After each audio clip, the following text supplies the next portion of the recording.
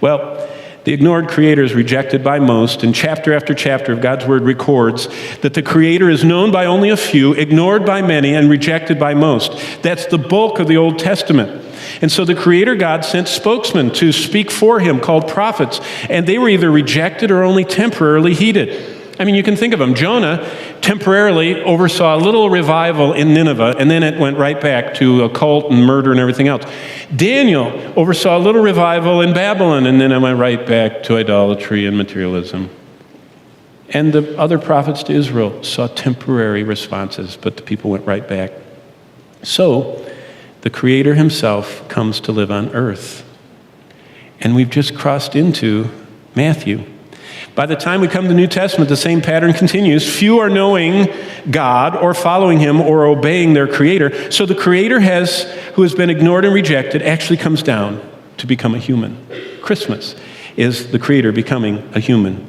And Christ's life on earth is recorded as a series of scenes of either people ignoring him or rejecting him, with a few interspersed precious scenes of people adoring, revering, and obeying him.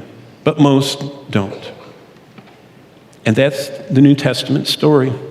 Starting with his birth, witnessed by a few wise shepherds, attended by a few wise men, testified by some enthused temple workers, Simeon and Anna. But by and large, the Creator is known by few, ignored by the many that are close enough to have even heard of him, and rejected by most. So the Creator introduces himself in person to his creatures. I mean, this is Jesus' ministry. After 30 years of living a life that no human had ever lived, the Creator in human flesh is heralded by the last and greatest prophet, John the Baptist, got the attention of the whole nation. And he pointed at Jesus. And boy, the crowds came, and soon they surged, and the people sniffed out Christ, and they got wowed. But then they slowly settled back into their own ways, not his.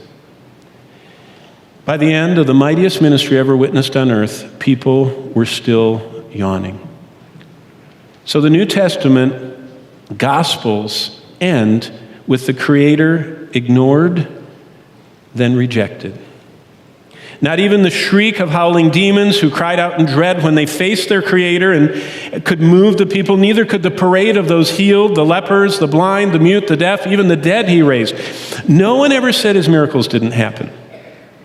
All they said is, we don't want to revere and worship and obey him. No religious leader said he didn't do those miracles. Read carefully. They just didn't want to bow before him.